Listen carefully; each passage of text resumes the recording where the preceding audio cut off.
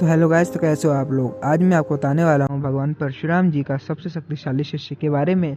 भगवान परशुराम के 3 मुख्य शिष्य थे महाभारत काल में। वह थे कर्ण, द्रोणाचार्य और भीष्म। तो इस वीडियो में हम जानने वाले हैं कि इन तीनों में सबसे शक्तिशाली शिष्य कौन था भगवान परशुराम का। तो चलिए ये वीडियो शुरू करते हैं। जय श्री राम। सबसे पहले बात कर लेते हैं इन तीनों के बारे में। तो सबसे पहले बात कर लेते हैं भीष्म पितामह के बारे में। तो भीष्म पितामह माता गंगा के पुत्र थे और भगवान परशुराम जी के शिष्य थे। इनको इच्छा मृत्यु का वरदान था, इससे ये मर नहीं सकते थे। इतने बलशाली थे कि इनको हरा पाना बहुत ही ज़्यादा मुश्किल था। एक बार तो भीष्म पितामह ने भगवान परशुराम तक से युद्ध कर लिया था और वह युद्ध ड्रॉ रहा था और वह युद्ध 21 दिनों तक चला था। भीष्म पितामह के पास एक ऐसा अस्त्र था जो इनको पूर्वजों ने दिया था। उसका वार करने से सामने वाला योद्धा सो जाता था। भीष्म पितामह के पास कई सारे अस्त्र शस्त्र थे। भीष्म पितामह को हरा पाना बहुत ही ज़्यादा मुश्किल था। महाभारत के युद्ध में भगवान श्री कृष्ण ने वचन दिया था कि वह अस्त्र नहीं उठाएंगे, लेकिन भीष्म पितामह के खतरनाक युद्ध कला को देखते हुए भगवान श्री कृष्ण ने अर्जुन की जान बचाने के लिए सुदर्शन चक्र उठा लिया था।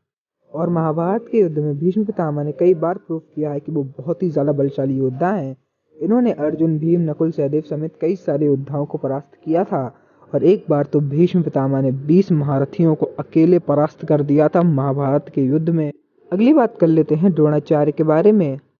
तो द्रोणाचार्य के पिता का नाम था भारद्वाज। ये एक ऋषि थे और द्रोणाचार्य ने एक ड्रोन में जन्म लिया था, इसलिए इनका नाम द्रोणाचार्य पड़ा था।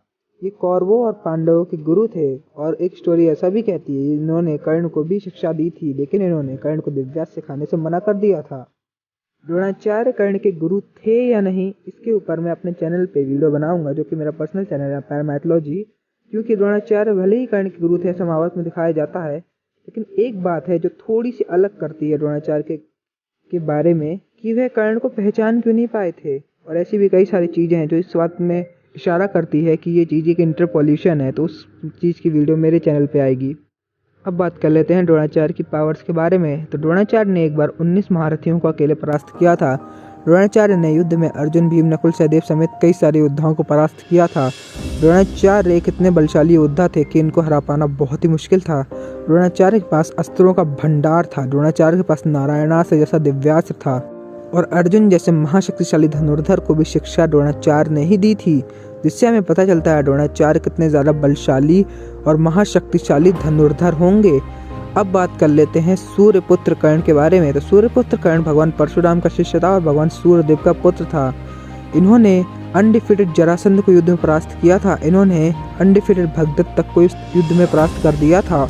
इन्होंने पूरी पृथ्वी को जीत लिया था, जो कि इनके अलावा कोई नहीं कर पाया था। इन्होंने भानुमति स्वयंवर में 20 महारथियों को सिर्फ और सिर्फ तलवार से हरा दिया था। इन्होंने भानुमति स्वयंवर में लगभग 108 महारथियों को अकेले परास्त कर दिया था। इन्होंने 2 बार गंधर्वों को परास्त किया था और केएमजी के हिसाब से गंधर्व जितने भी थे दुनिया में उन सबको कर्ण ने मौत की नींद सुला दिया था अपनी हार का बदला लेने के लिए जब वो दिग्विजय पे गए थे। इसके अलावा भी महाभारत के युद्ध में इन्होंने कई बार प्रूफ किया था कि ये सबसे ज़्यादा शक्तिशाली योद्धा हैं। महाभारत के युद्ध में सबसे ज़्यादा अगर किसी ने ग्रुप अटैक झेले हैं तो वे थे सूर्यपुत्र कर्ण।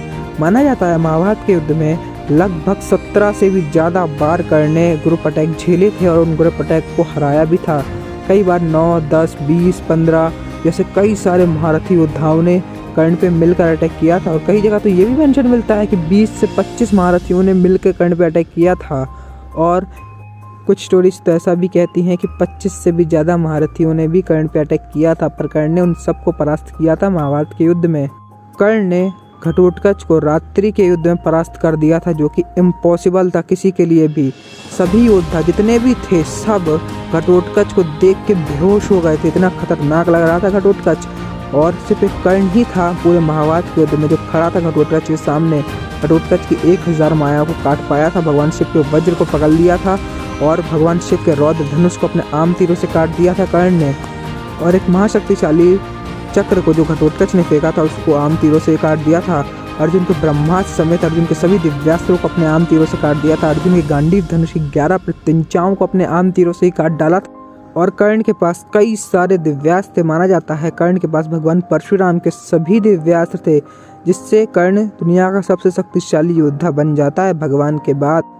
यहाँ तक कि भगवान शिव शंकर का विजय धनुष और भगवान परशुराम का अजय भार्गवास्त्र भी था कर्ण के पास। कर्ण के पास एक ऐसे कवच कुंडल थे जो अमृत से निर्मित थे। उनको भेदना असंभव था, उनको सुदर्शन चक्र तक भेद नहीं सकता था। दुनिया का कोई दिव्यास्त्र कर्ण के कवच कुंडल के आर पार नहीं जा सकता था। अब बात कर लेते हैं कौन था भगवान परशुराम का प्रिय शिष्य और पूर्ण शिष्य।